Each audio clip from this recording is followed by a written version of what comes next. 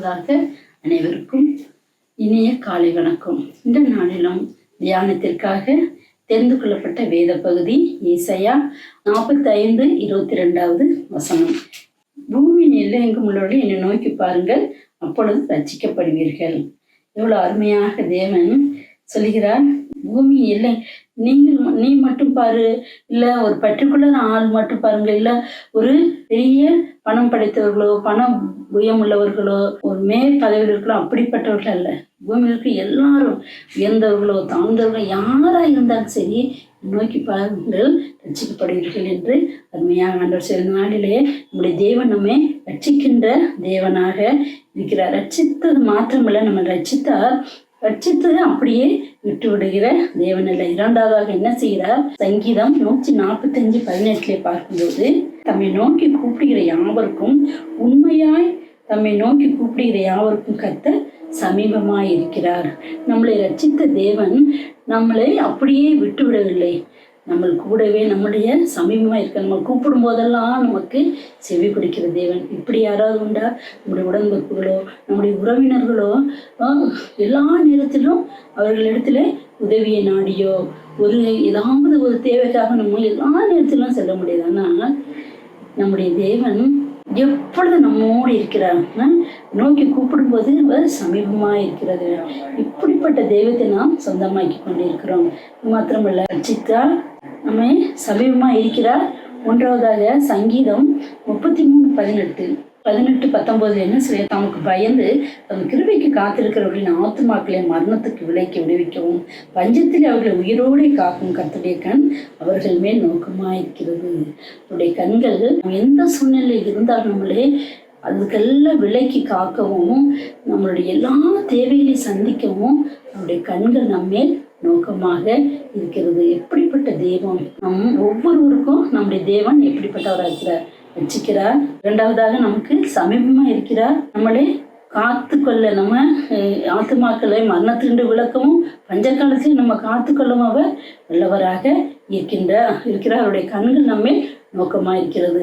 நான்காவது பார்க்கிறோம், எபிரேயர் 2:18 அவர் தாமே சோதிக்கப்பட்டு பாடுபட்டதினாலே அவர் சோதிக்கப்படுகிறவர்களுக்கு உதவி செய்ய வல்லவராயிருக்கிறார். சோதிக்கப்படுகிறவர்களுக்கு உதவி செய்ய வல்லவராய் இருக்கிறார்.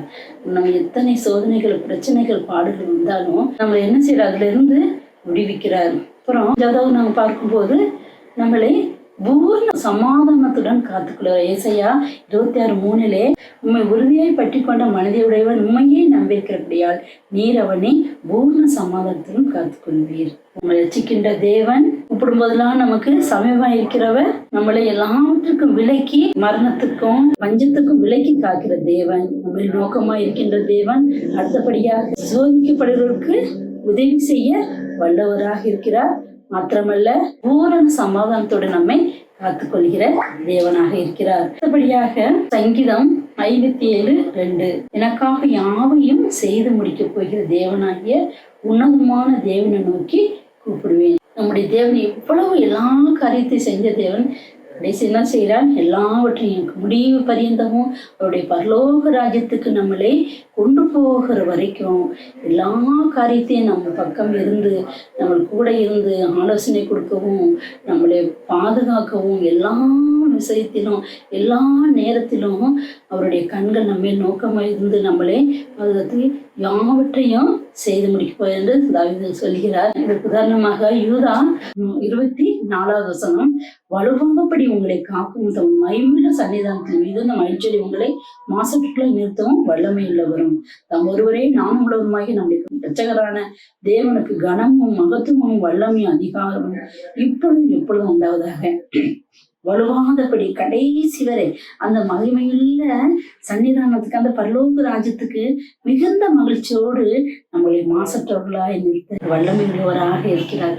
முடிவு பரியந்தமும் இடையிலேயோ பாதியிலோ நம்மளை முடிவு பரியந்தம் கடைசி வரை நம்மோடு இருந்து உறவுகளோ உடன்பிறப்புகளோ மற்றவர்களோ நம்மோடு எப்பவும் எந்த நேரத்தில் நம்மோடு இருக்கிறோமோ நம்முடைய தேவனாகிய கர்த்தர் நம்மளை ரட்சித்த நாள் முதல், நம்மளை தெரிந்து கொண்ட நாள் முதல் என்ன காரியம் என்ன தேவை கூப்பிடும் போது சமயமா இருக்கிறார், அவரை நம்ம நம்பிக்கை இருக்கிறனால நம்மளே பூர்ண சமாதானத்துடன் காத்துக்கொள்கிறார். இப்படி சோதிக்கப்படும் போது அதை தப்பு வைக்க நம்மளுக்கு உதவி செய்ய வல்லவராக இருக்கிறார். இப்படிப்பட்ட கடைசி வரை நம்மளை என்ன செய்கிறார், அப்படி மகிமையுள்ள சன்னிதானத்தில் கொண்டு நம்மளை சேர்க்கிறதற்கு அவர் வல்லமை உள்ளவராக இருக்கிறார். நம்ம எவ்வளவு பாக்கியம் உள்ளவர்கள். சங்கீதம் 33:12 சொல்லப்படுகிறது, கர்த்தரை தங்களுக்கு தெய்வமாக கொண்ட ஜாதியும் அவர் தமக்கு சுதந்திரமாக கொண்ட ஜனமும் பாக்கியம் உள்ளது என்று சொல்லப்படுகிறது. இப்படிப்பட்ட தெய்வத்தை நாம் சுதந்திரமாக கொண்டவர்கள் நம்ம எவ்வளவு பாக்கியம் உள்ளவர்கள். நாம் எதற்காக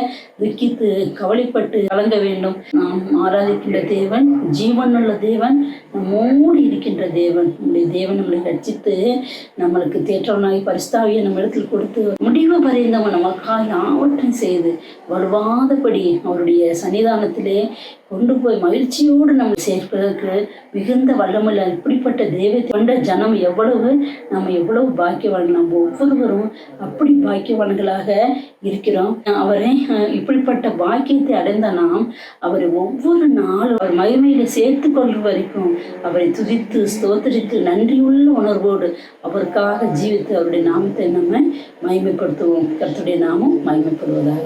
ஆமாம்.